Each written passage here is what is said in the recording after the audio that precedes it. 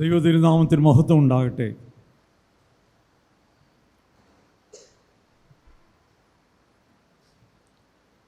വിശുദ്ധ മത്തായി എഴുതിയ സുവിശേഷം 25-ാം അധ്യായം 13-ാം വാക്യം. ആകയാൽ നാളും നാഴികയും നിങ്ങൾ അറിയായകൊണ്ട് ഉണർന്നിരിപ്പിൻ. ആ അധ്യായത്തിൽ തന്നെ ആദ്യത്തെ 2-ാമത്തെ വാക്യം. അവരിൽ 5 പേർ ബുദ്ധിയില്ലാത്തവരും 5 പേർ ബുദ്ധിയുള്ളവരും ആയിരുന്നു. അടുത്ത ഞായറാഴ്ച മുതൽ സഭ ആഗമനകാലം ആചരിക്കുവാൻ പോവുകയാണ്. ആഡ്വെന്റ് സീസൺ. ആഗമനകാലം നാം ആഘോഷിക്കുമ്പോൾ അതിന് 2 തരത്തിലുള്ള പ്രസക്തിയുണ്ട്. ഒന്ന്, നമ്മുടെ കർത്താവിൻ്റെ 1-ാമത്തെ വരവിൻ്റെ പശ്ചാത്തലത്തിൽ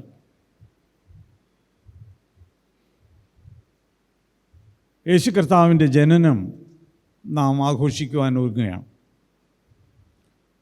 ലോകമെമ്പാടും ക്രിസ്മസിന് വേണ്ടിയുള്ള തയ്യാറെടുപ്പ് ആരംഭിച്ചു കഴിഞ്ഞു. എന്നാൽ അതോടൊപ്പം വിശ്വാസ സമൂഹം യേശു കർത്താവിൻ്റെ 2-ാമത്തെ വരവിന് വേണ്ടി ഒരുങ്ങുന്ന സമയം കൂടിയാണ്. വിശ്വാസ സമൂഹത്തെ സംബന്ധിച്ച് ഈ സെക്കൻഡ് കമ്മിങ് വളരെ പ്രാധാന്യമർഹിക്കുന്ന ഒരു പ്രമാണമാണ്, സത്യമാണ്, നാം വിശ്വസിക്കുന്ന ഒരു വസ്തുതയാണ്. അതുകൊണ്ട് യേശു കർത്താവിൻ്റെ ജനനം ആഘോഷിക്കുവാൻ ഒരുങ്ങുമ്പോൾ തന്നെ ആഗമനകാലം യേശുവിൻ്റെ 2-ാമത്തെ വരവിന് വേണ്ടിയും ഒരുങ്ങുവാൻ നമ്മോട് ആഹ്വാനം ചെയ്യുകയാണ്. അതിനാൽ ഇന്ന് ആഗമനത്തിന് തലേ ഞായർ, ഇന്ന് ഒരുക്ക ഞായറാഴ്ചയാണ്. എങ്ങനെയാണ് യേശു കർത്താവിൻ 2-ാമത്തെ വരവിന് വേണ്ടി ഒരുങ്ങേണ്ടത് എന്നുള്ളത് ഇന്ന് നാം ചിന്തിക്കുകയാണ്. ഒപ്പം യേശുവിൻ്റെ ജനനത്തിന് വേണ്ടി, ആഘോഷത്തിന് വേണ്ടി നാം ഒരുങ്ങുന്നതോടൊപ്പം ഇന്ന് വായിച്ച വേദഭാഗത്തിൻ്റെ വെളിച്ചത്തിൽ, പ്രത്യേകിച്ച് പുതിയ നിയമ ഭാഗവും സുവിശേഷ ഭാഗവുമൊക്കെ നമ്മെ സൂചിപ്പിക്കുന്ന, നമ്മെ പഠിപ്പിക്കുന്ന വളരെ അർത്ഥവത്തായിട്ടുള്ള കാര്യങ്ങളുണ്ട്. അത് ഒന്ന് ഓർക്കാനായിട്ട് ശ്രമിക്കുകയാണ്. യേശു കർത്താവിൻ്റെ 2-ാമത്തെ വരവ്, അതിനായി നാം ഒരുങ്ങുമ്പോൾ അതിൻ്റെ പശ്ചാത്തലം എന്ന് പറയുന്നത് യേശു കർത്താവിൻ്റെ 1-ാമത്തെ വരവാണ്. 1-ാമത്തെ വരവിൻ്റെ വെളിച്ചത്തിൽ ആണ് 2-ാമത്തെ വരവിന് വേണ്ടി നാം ഒരുങ്ങേണ്ടത്. ഇംഗ്ലീഷിൽ ഇങ്ങനെ പറയും, live in the light of his first coming.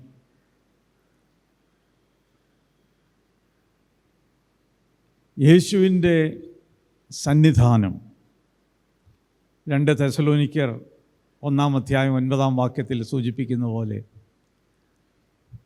ആ സന്നിധാനത്തിലാണ് നാം ജീവിക്കേണ്ടത്. ആ സന്നിധാനത്തിലാണ് നാം വളരേണ്ടത്. അതിൻ്റെ പശ്ചാത്തലത്തിൽ നിന്നുകൊണ്ടാണ് 2-ാമത്തെ വരവിന് വേണ്ടി നാം ഒരുങ്ങുന്നത്. അപ്പോൾ എന്തെല്ലാം ചെയ്യണം, എങ്ങനെ ആയിരിക്കണം എന്നുള്ളത് ഇന്ന് വായിച്ച് നമ്മൾ കേട്ട തെസലോനിക്കർക്ക് അപ്പോസ്തലനായ പൗലോസ് എഴുതിയ ലേഖനം, ഇന്ന് അതിലൊരു ചെറിയ ഭാഗം മാത്രമേ വായിച്ചുള്ളൂ. ആ ബുക്ക് മുഴുവനും നാം വായിക്കുന്നെങ്കിൽ എങ്ങനെയാണ് കർത്താവിനെ സ്വീകരിപ്പാൻ നാം ഒരുങ്ങേണ്ടത് എന്നുള്ള സൂചന നമുക്ക് ലഭിക്കുന്നുണ്ട്. അതോടൊപ്പം തന്നെ നമ്മളിന്ന് പാടിയ പാട്ടിന് മുമ്പ്, വേദവായനയ്ക്ക് മുമ്പ് നമ്മൾ പ്രാർത്ഥിച്ച പ്രാർത്ഥന നിങ്ങൾ ശ്രദ്ധിച്ചിരിക്കാം എന്ന് വിചാരിക്കുന്നു. ആ പ്രാർത്ഥനയിൽ നമ്മൾ പ്രത്യേകിച്ച് അടിവരയിട്ട് ഊന്നൽ കൊടുത്ത് പ്രാർത്ഥിച്ചത് 2-3 കാര്യമാണ്. ഒരർത്ഥത്തിൽ തെസലോനിക്ക ലേഖനത്തിൻ്റെ ചുരുക്കമാണ് ആ പ്രാർത്ഥന. ആ പ്രാർത്ഥനയിൽ കർത്താവിൻ്റെ വരവിനായി എങ്ങനെ ഉണർന്നിരിക്കണം എന്ന സൂചനയാണ് ഉള്ളത്. ആദ്യമായിട്ട് നമ്മൾ പ്രാർത്ഥിച്ചത്, ആത്മാർത്ഥമായി പ്രാർത്ഥിച്ചെങ്കിൽ നാം പ്രാർത്ഥിച്ചത് പ്രാർത്ഥനയോടുകൂടെ കാത്തിരിക്കുക.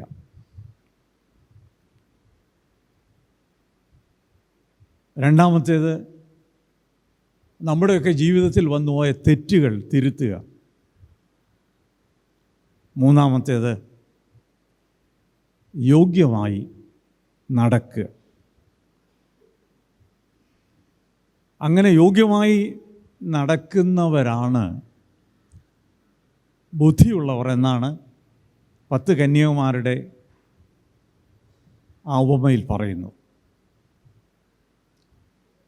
5 പേരും മറ്റേ 5 പേരും ഒരുപോലെ മണവാളിൻ്റെ വരവിന് വേണ്ടി കാത്തിരിക്കുന്നവരായിരുന്നു. എന്നാൽ 5 പേർക്ക് ഒരുങ്ങുവാൻ കഴിഞ്ഞില്ല. അപ്പോൾ യേശു കർത്താവിനെ സ്വീകരിപ്പാൻ ബുദ്ധിയോടെ ഒരുങ്ങിയിരിക്കുവാനുള്ള ആഹ്വാനമാണ് ഇന്ന് നമുക്ക് ലഭിക്കുന്നത്. നമ്മളുടെ ജീവിതത്തിൽ തെറ്റുകൾ വന്നിട്ടുണ്ടെങ്കിൽ അതിനെ തിരുത്തുവാൻ നമ്മൾ പറയല്ലോ, അമെൻഡിങ് യുവർ വേയ്സ്. ഏതെങ്കിലും തരത്തിൽ അതിക്രമങ്ങൾ, കുറവുകൾ ജീവിതത്തിൽ സംഭവിച്ചിട്ടുണ്ടെങ്കിൽ അതിനെ തിരുത്തുവാനുള്ള സമയമാണ്. ജീവിതാവസാനം വരെ കർത്താവിൻ്റെ വരവ് എപ്പോഴായിരുന്നാലും നന്മ ചെയ്യുവാനായിട്ടുള്ള ആഹ്വാനമാണ്. തെസലോനിക്ക ലേഖനത്തിൽ അടിവരയിട്ട് പറയുന്ന കാര്യങ്ങളാണ്. ഇങ്ങനെയുള്ള കാര്യങ്ങൾ ആദിമസഭയോട് പൗലോസ് അപ്പോസ്തലൻ പറയുമ്പോൾ ഇന്ന് നമ്മളത് വായിക്കുകയാണ്. അങ്ങനെയെങ്കിൽ നമ്മുടെ ജീവിതത്തെയും ഒന്ന് തിരിഞ്ഞു നോക്കുവാൻ നമുക്ക് ഈ ദിനങ്ങളിൽ, ആഗമനകാലത്ത് ഇടയാവണം. അതുകൊണ്ടാണ് അതിനുവേണ്ടി ഒരു ഒരുക്ക ഞായറും തുടർന്നുള്ള ഞായറാഴ്ചയും നമ്മൾ വേർതിരിച്ചിരിക്കുന്നു. നമ്മുടെ മുമ്പിലുള്ള ഒരു ചോദ്യം, സാധാരണ ചോദിക്കുന്ന, ഒരുപക്ഷേ ശിഷ്യന്മാരും ആ ചോദ്യം ചോദിച്ചിരിക്കും, കർത്താവ് എപ്പോഴാണ് വരുന്നത്? അതിനൊരു വ്യക്തമായ മറുപടി വിശുദ്ധ ബൈബിളിൽ നമുക്ക് ലഭിക്കുന്നില്ല. മറിച്ച് നമ്മളോട് പറയുന്നത്, നാളും നാഴികയും അറിയായുകൊണ്ട് ഉണർന്നിരിപ്പീൻ. കർത്താവിനെ സ്വീകരിപ്പാൻ വളരെ വിജിലൻ്റായി ഉണർന്നിരിക്കുവാനുള്ള ആഹ്വാനമാണ് നമുക്ക് ലഭിച്ചിരിക്കുന്നത്. അങ്ങനെ ആകുന്നുവോ നമ്മൾ ജീവിക്കുന്നത് എന്നുള്ളത് നമ്മുടെ മുമ്പിലുള്ള ഒരു വലിയ ചോദ്യചിഹ്നമാണ്. ഞാൻ ഈ ഒരുക്കത്തെക്കുറിച്ചും ആഗമനത്തെക്കുറിച്ചും ചിന്തിച്ചപ്പോൾ എൻ്റെ മനസ്സിൽ എൻ്റെ ചിന്തയിൽ വന്നത് നമ്മളുടെ സമൂഹത്തിൻ്റെ ക്രിസ്ത്യൻ കമ്മ്യൂണിറ്റിയുടെ ഒരു ചിത്രമാണ്.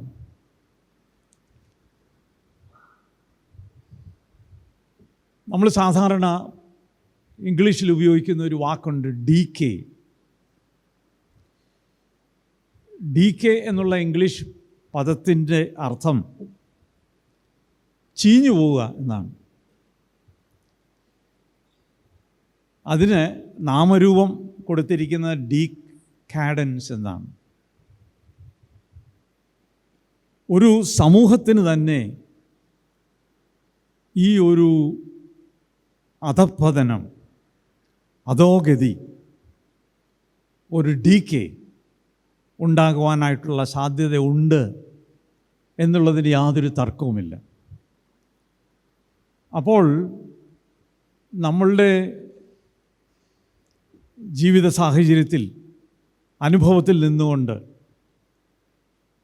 നമ്മളുടെ തന്നെ വിശ്വാസ സമൂഹത്തെ ഒന്ന് കാണുവാൻ ശ്രമിച്ചാൽ, ഞാൻ തുറന്നു പറയട്ടെ, ഇത്തരത്തിലുള്ള ഒരു ഡീകേ, ഒരു അധോഗതി ഇന്ന് സംഭവിച്ചു എന്ന് പറയേണ്ടിയിരിക്കുന്നു. ഇത് ഇന്നലെയും ഒന്നും തുടങ്ങിയതല്ല. ഈ ഒരു സാഹചര്യത്തെക്കുറിച്ച് നമ്മൾ സാധാരണ പാടുന്ന ഒരു പാട്ടിൽ അത് നമ്മൾ അറിഞ്ഞോ അറിയാതെയോ പാടുന്നുണ്ട്. ആ പാട്ട് മറ്റൊന്നുമല്ല, വളരെ പ്രസിദ്ധമായിട്ടുള്ള അബൈഡ് വിത്ത് മീ എന്നുള്ള പ്രസിദ്ധമായിട്ടുള്ള പാട്ടാണ്, കൂടെ പാർക്കുക. അതിലെ രണ്ടാമത്തെ ചരണം നിങ്ങൾ ഓർക്കുന്നുണ്ടാവാം.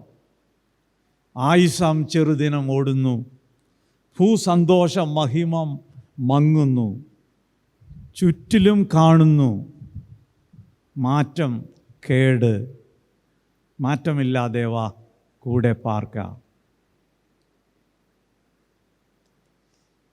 All around us see change and decay. ആ പാട്ടിൽ അതിൻ്റെ ഇംഗ്ലീഷ് കേടെന്നുള്ള മലയാളം വാക്ക് എത്രമാത്രം ശക്തമായി അർത്ഥവത്തായി നമ്മുടെ മനസ്സിലുണ്ട് എന്ന് എനിക്കറിയില്ല. അതിൻ്റെ ഇംഗ്ലീഷ് പദം ഡീകേ ആണ്. ചുറ്റിലും കാണുന്നു ഈ ചീയൽ, ഈ അധോഗതി, ഈ അധപ്പതനം. അത് വാസ്തവമല്ലേ? നമുക്കാവശ്യമുള്ളതെല്ലാം ഇന്നുണ്ട്. നമ്മളുടെ ദേശം, നമ്മുടെ രാജ്യം, നമ്മുടെ കുടുംബങ്ങൾ എല്ലാം ഇന്ന് സമ്പന്നമാണ്. ഇന്ന് നമ്മളെല്ലാവരും അഫ്ലുവൻ്റാണ്. നമ്മൾ ജീവിക്കുന്ന സാഹചര്യത്തിൽ ടെക്നോളജി വളരെയധികം വളർന്നു. ഒരുപക്ഷെ നമ്മെ നിയന്ത്രിക്കുന്നതൊക്കെ ഈ നമ്മളുടെ പണവും നമ്മളുടെ സാങ്കേതിക വിദ്യയൊക്കെ ആയിരിക്കാം.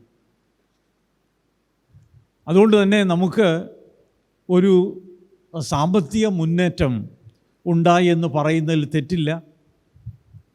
ഒരുപക്ഷെ പാവപ്പെട്ട ആളുകളും നമ്മുടെ സമൂഹത്തിലുണ്ടാവാം. പക്ഷെങ്കിൽ പൊതുവെ നമ്മൾ സമ്പന്നരാണ് എന്നാണ് എൻ്റെ പക്ഷം.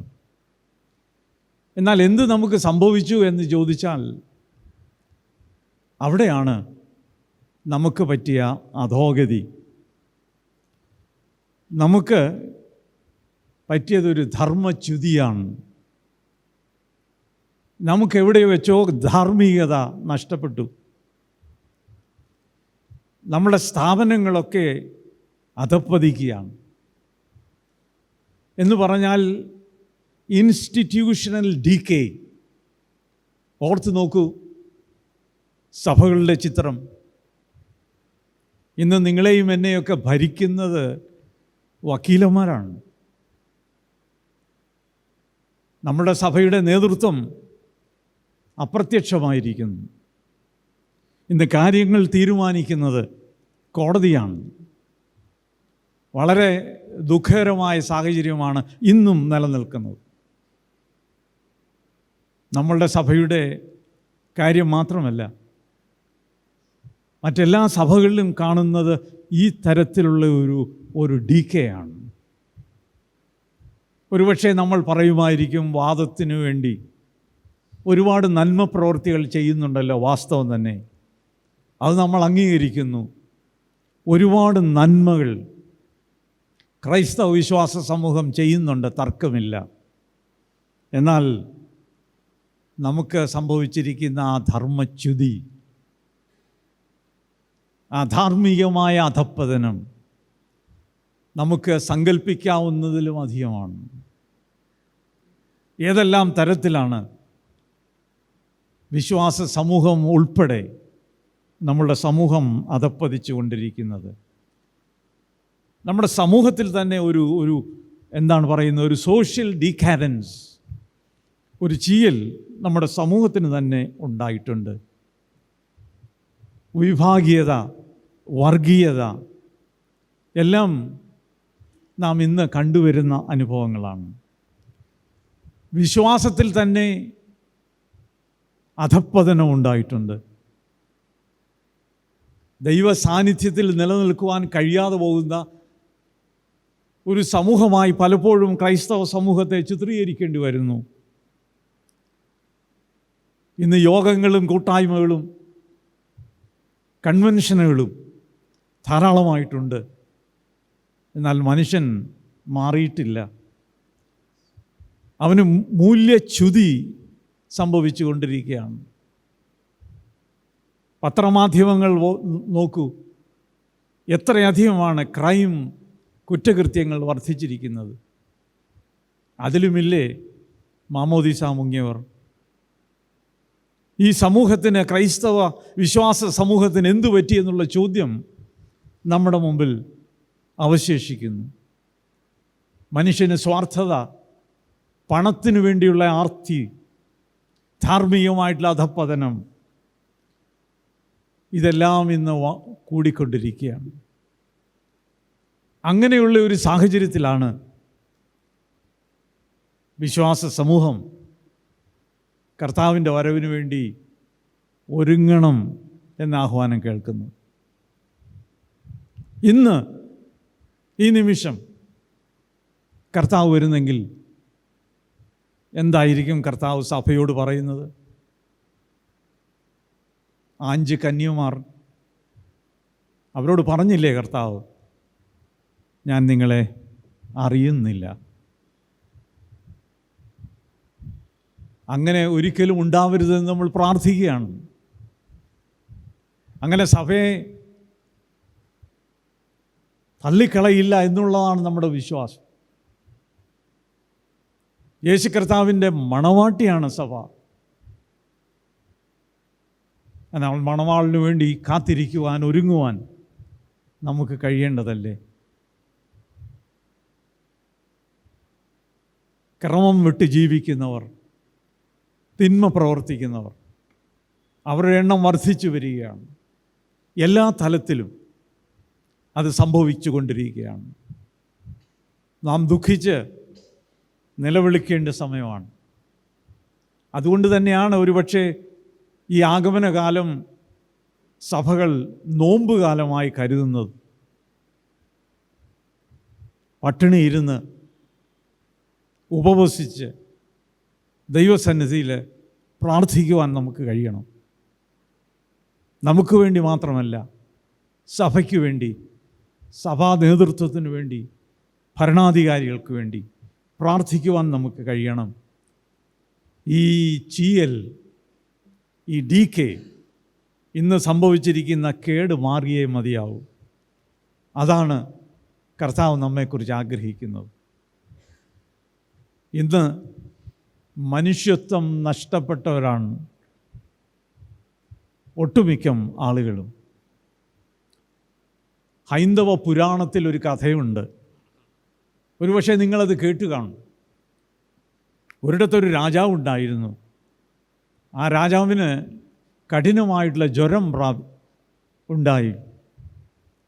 പെട്ടെന്ന് രോഗിയായി തീർന്നപ്പോൾ മഹർഷിയെ വിളിച്ചു. മഹർഷിയെ വിളിച്ച്, കൊട്ടാര വൈദ്യനെ വിളിച്ച് ചോദിച്ചു, ഈ രാജാവിൻ്റെ അസുഖം എങ്ങനെയാണ് മാറുന്നത്? ഒരു പുരാണ കഥയാണ്. അപ്പോൾ കൊട്ടാര വൈദ്യൻ പറഞ്ഞു കൊടുത്തു, ഒരൽപ്പം മനുഷ്യമാംസം തിന്നാൽ ഈ അസുഖം മാറുമെന്ന് പറഞ്ഞു. ആ കഥയിൽ പറയുന്നത്, ആ കൊട്ടാരത്തിൽ രാജാവ് വളർത്തിയിരുന്ന ഒരു കഴുകനുണ്ടായിരുന്നു. രാജാവ് കഴുകനെ വിളിച്ചു പറഞ്ഞു, എവിടുന്നെങ്കിലും അല്പം മനുഷ്യമാംസം കൊണ്ടുവരണം.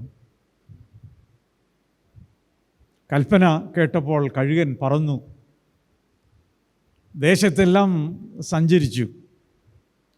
അവസാനം ചെന്ന് ഇരുന്നത് ഒരു യുദ്ധഭൂമിയിലാണ്.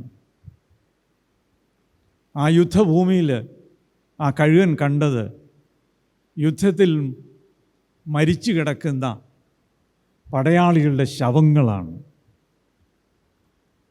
അപ്പോൾ ആ കഴുകൻ അവിടെ ഇരുന്ന ശവങ്ങളെ നോക്കിയിരിക്കുകയാണ്. അവിടെ മഹർഷി പ്രത്യക്ഷപ്പെട്ടു. അപ്പോൾ കഴുകനോട് ചോദിച്ചു, നിനക്ക് മനുഷ്യമാംസമല്ലേ വേണ്ടത്? എന്തുകൊണ്ട് ഇതിൽ നിന്ന് ഒരാളിൽ നിന്ന് അല്പം മാംസം കൊത്തിയെടുത്തുകൂടാ? അപ്പോൾ പുരാണത്തിലെ ആ കഴുകനിലൂടെ പറയുന്ന ഒരു വാക്യമുണ്ട്. കഴുകൻ പറയുകയാണ്, ഇവരാരും മനുഷ്യരല്ല, ഇവരെല്ലാം ശവങ്ങളാണ്. ഇവരുടെ മാംസമല്ല രാജാവിന് വേണ്ടത്, മനുഷ്യത്വമുള്ള മനുഷ്യരുടെയാണ്. മനുഷ്യത്വമുള്ള മനുഷ്യരുടെ മാംസമാണ് വേണ്ടത്. ആ പുരാണ കഥ അവിടെ അവസാനിക്കുകയാണ്. പെട്ടെന്ന് ഓർമ്മ വന്നത് ആ കഥയാണ്. മനുഷ്യത്വം നഷ്ടപ്പെട്ട മനുഷ്യരാണ് വിശ്വാസ സമൂഹത്തിൽ എന്ന് ചിന്തിക്കുവാനുള്ള സമയമായി. എവിടെയാണ് നാം നിൽക്കുന്നത്? എവിടെയാണ് നമ്മളുടെ മൂല്യം? എവിടെയാണ് നമുക്ക് പരാജയം സംഭവിച്ചത്? സഭയ്ക്ക് എവിടെയാണ് സംഭവിച്ചത്? സഭയുടെ നേതൃത്വത്തിന് എവിടെയാണ് സംഭവിച്ചത്? എവിടെയാണ് വീഴ്ച സംഭവിച്ചത് എന്ന് സ്വയം തിരിഞ്ഞു നോക്കുവാനായിട്ടുള്ള അവസരമാണ് ഈ ഒരുക്കകാലം.